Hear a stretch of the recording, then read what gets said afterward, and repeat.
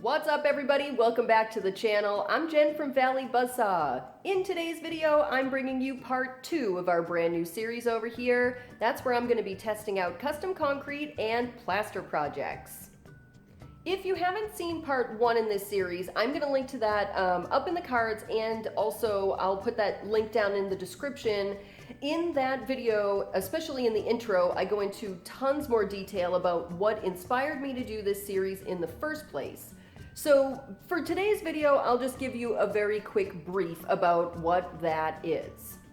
The first thing that I love is to watch things like spread out. So if it starts as a solid, then you add liquid so it becomes a liquid, and then you put it into a form and it becomes a solid. Or if it starts out as a liquid and then becomes a solid in a form, like I'm here for that life. I love that stuff. It's probably the top thing that I actually binge on YouTube. And we're talking stuff like epoxy resin pours, soap making, cookie frosting, paint, anything like that, where it spreads out into a form. So for me, doing something like a plaster project, it was a no-brainer. The second reason for why I wanted to do this is I've been loving 5-minute crafts, and they had one particular video that inspired all of the projects that you're gonna see in this series. The third reason is because as an avid Threadbanger watcher, I was super excited to see Rob take on 5-minute crafts a little while back and start doing some testing of his own. My testing is going to go a little bit differently. I'm not going to be trying to do these crafts in 5 minutes. Instead, I'm just going to take the projects from 5-minute crafts and see if they're a viable option. Is it something that I can actually even create and then Matt and I can functionally use in our home? That was my big what if. That was my big question, and I'm really excited to start putting all of this stuff to the test. Before we go any further, I just want to say real quick that this video is not sponsored by anyone. I bought all of these products and everything here with my own money, and nobody is asking me to do this. I just thought it might be a fun little challenge to take on. So, not sponsored, no affiliations, none of that stuff. I'm just really looking forward to taking the money that I spent and putting all of this to the test. If you like this video, you know what to do. Give it a thumbs up. That's down below. You can also subscribe. That way you're not going to miss any of the videos in this series or any of the other series or just standalone videos that we have coming up in the very near future. Also, don't forget to turn your notifications to all. That way you're going to get all of those videos. YouTube should notify you every time we upload.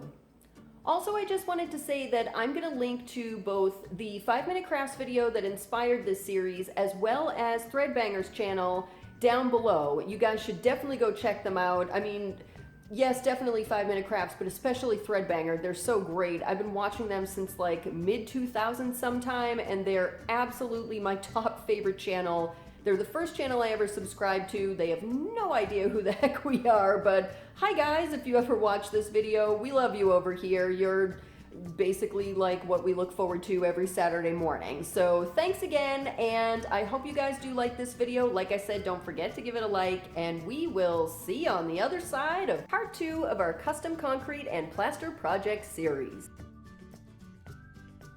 For this project, I'm going to need plaster of Paris, a silicone mold, petroleum jelly to act as a mold release, a measuring cup for both water and plaster, 1 or 2 compostable straws, scissors to cut those straws, a pencil to mark where to cut, some sticky back felt, leather cordage, and I'm gonna top everything off with my all-time favorite Modern Masters Decorative Painters Dead Flat Varnish Top Coat.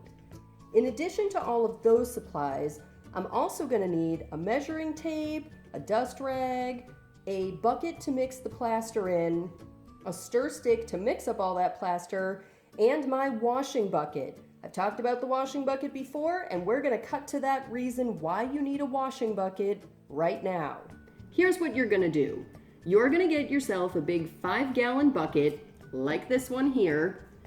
You're going to put inside it a trash bag that will make it pretty much all the way to the bottom of the bucket and wrap around the outside of the top of the bucket that you can secure to the bucket so it just doesn't move. Number one thing though, make sure that doesn't have any holes in it, because here's what you're going to do. You're gonna fill up that bag, not just the bucket, but the bag, with nice warm water that you're gonna use to wash your mixing bucket, your mixing sticks, anything that you're using that's gonna have plaster or concrete on it. You wanna do that washing inside the bag. Here's why. After you let that bag set for about 12 to 24 hours, most of the plaster or concrete will settle to the bottom of the bag. So then pretty much all you have to do is drain the water out of that bag. And what I recommend is don't poke a hole in it until you're absolutely done with all of your concrete projects, because waste is bad, but you'll poke a hole in it a little bit above the line of plaster, drain as much of the water out as possible, then just take the bag out of the bucket and throw it away. It makes your life a lot easier because you have one specific place to wash stuff, and you're not going to cause yourself a multi-$1,000 plumbing issue by rinsing concrete or plaster down your drain. Definitely a no-no. One of the materials that I almost forgot to mention here is I actually use a scale. This really helps me to keep the water and plaster to basically the exact correct ratio. What I like to do is a mix of a 2-to-1, so 2 parts plaster to 1 part water. For me, that seems to be the best ratio for pouring and for things smoothing out. You're probably gonna see in this video, unfortunately, I'm anticipating a bunch of air bubbles, and the reason for that is my plaster is about a year old. It's been open for a year and it's just about on its way out the door. But I was really hoping to just get this one last project out of it before I had to toss it, so we're just gonna give it a go and see what happens. So next up, measuring plaster. Okay, I got a little excited. I want to mix plaster right now, but that's just what got me into trouble in the first video, was being ill-prepared. So let's be prepared in this video instead. First order of business is coating the silicone mold with a mold release.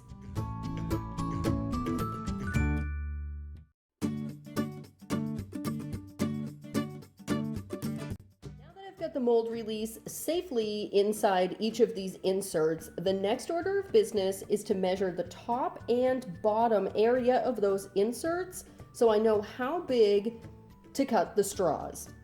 The straws are basically going to just be suspended in there, and I'll be pouring the plaster over them.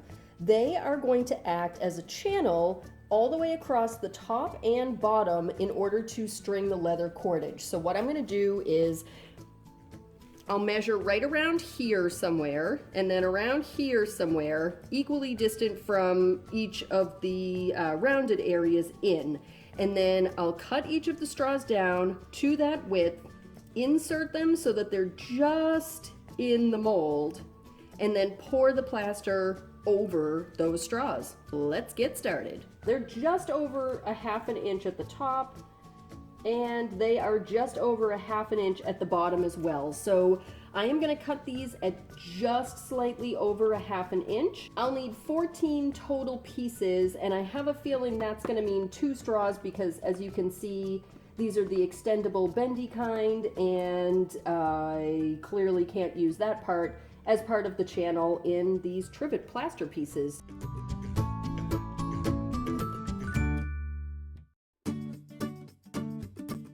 As you can see here, I can get 10 out of the bottom of each one of these straws. I can probably get an 11th one out of here, but frankly, I'm just gonna grab a second straw. All right, there's the last 4 we need, and now I'm gonna cut off the first one and just place it into the silicone mold to make sure that it is going to actually fit and work.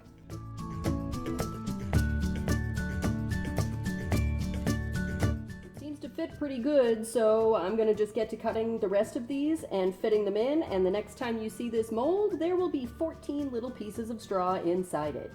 Okay everybody, as you can see, the straws are in and set, and I tried multiple methods for how to cut these straws.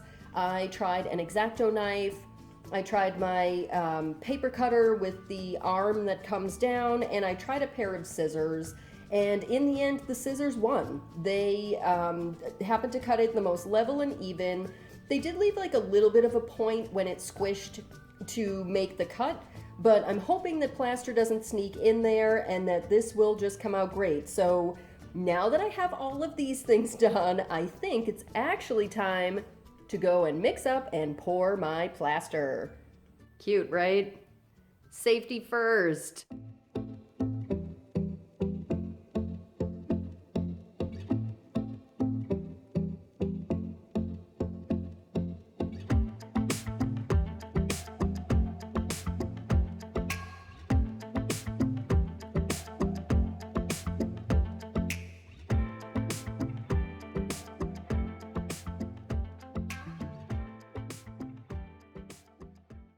Okay, everybody, here she is, poured and curing. And just in case you are questioning the validity of my wash bag bucket situation, here it is right now after finishing this project. You can see how cloudy it is. We'll be back in the morning. And here we are the next morning. Let's get this lid off. Check it out. There's water in there. I mean, I don't know if you can really tell, but I'll splash around a little. Water in there, but all the plaster is at the bottom of the bag. It works, people. It works. Try it. You'll not be disappointed in not having a plumbing issue. But you guys aren't here to see how much plaster sunk to the bottom of a bag in a bucket. Nope, you're here to see me unveil this little baby. Well, let's get to it.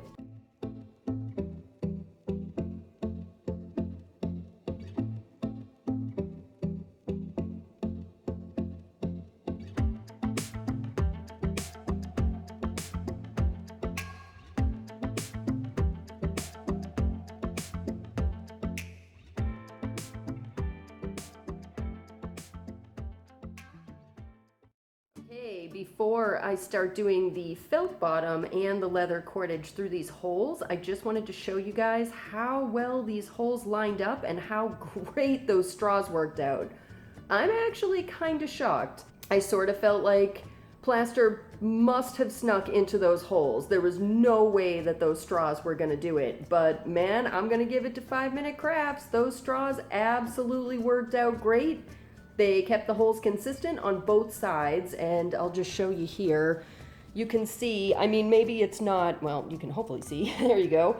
You can see that maybe it's not like 100% perfectly even on the ends, but baby, they are close enough for me.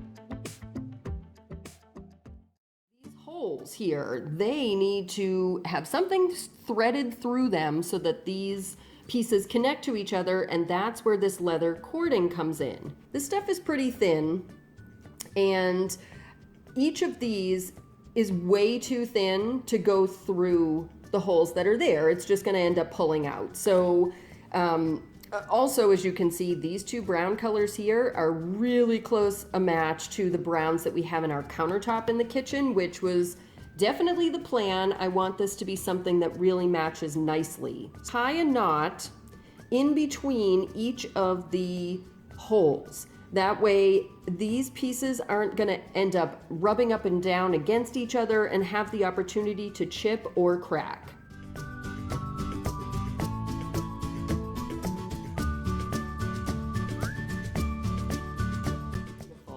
Okay, so you can see here that I've got my leather cordage. It's wrapped through, it's wrapped through the first one of my plaster trivet pieces, and I have cut the cordage pretty significantly long. I did it a little over 2 times the width of all of the pieces of plaster, including the spaces that I'm going to want to have in there.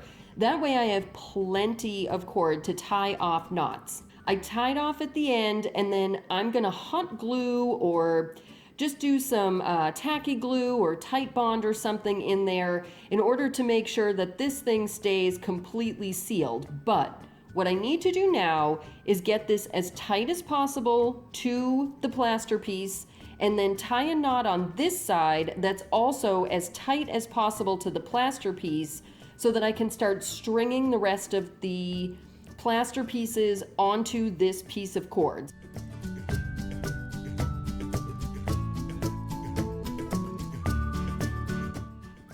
Because this is a two-sided piece and I don't want to get this so tight that then this side is too tight to do the same thing, I'm going to go cut enough cordage to string between both, and I'm just going to get started on this end at the exact same time as this end.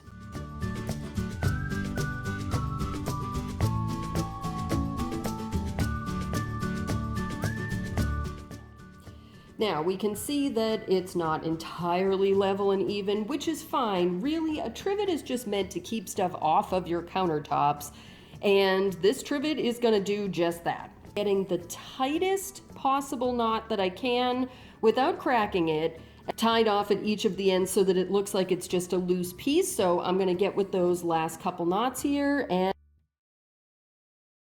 okay, everybody, so of course at the critical moment, my camera died. This is not gonna hold together or anything if I don't do something to make sure that these knots on the ends don't come free. So what I'm gonna use is just some Aleene's Clear Gel Tacky Glue. This stuff is great.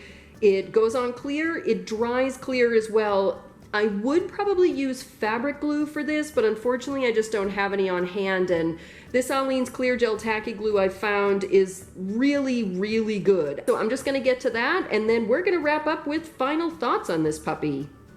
All right, who's ready for the final reveal? Me. You two? Here we go.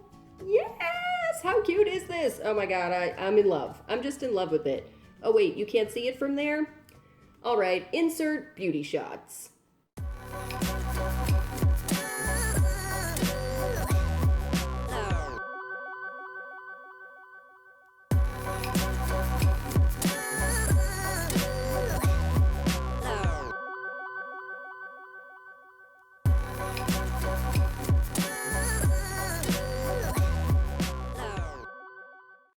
As you can see from the beauty shots, no, it's not level. Yes, there are still some air bubbles in this. Like I mentioned in the last video, I know my plaster is getting to the point where it's pretty much done, so those air bubbles are bound to happen, and it's fine. I'm not actually mad at that. I think it gives it a little bit of extra character, and it's kind of a fun addition to our beach vibe. Sort of looks like maybe something I could have picked up out on the beach and just strung together myself, which is the vibe that we're always going for here in our house. So I love how this thing poured. I love how it went very smoothly into the mold. I love how it demolded. That silicone mold was fantastic. And that little addition of the straws in here, 5-minute crafts, yep, you knew what you were talking about. That was terrific. I like that I decided to add a little extra knot here. That way it gives it a little bit more structural stability. It doesn't really wave around quite as much, and overall, the only thing that I'm going to change about this is I will add a tiny drop of glue just inside each of these ends here on all of the cording. That way it's just a little bit more structurally stable. But that's it. I'm thrilled with how this came out. Maybe even more so than the paper towel holder, which I know is kind of hard to believe because I raved like a crazy person over that thing. But I do really like how this turned out, and we are going to definitely use it in our kitchen a lot. So I'm thrilled. And if you guys liked this video as much as I like this trivet, that means you're already giving it a thumbs up down below. I really appreciate that too. And you can also feel free to subscribe. That button's right there next to the like button. We would love to have you over here. But also, I'd love to hear your thoughts on how this project turned out. Do you like it? Would you do things differently? Leave me a comment down below and let me know. Then, once you're done doing all of that stuff, it's time for you to get out there and take on a DIY project of your own. Oh my God, I'm so sick of my allergies. Okay, let's do this.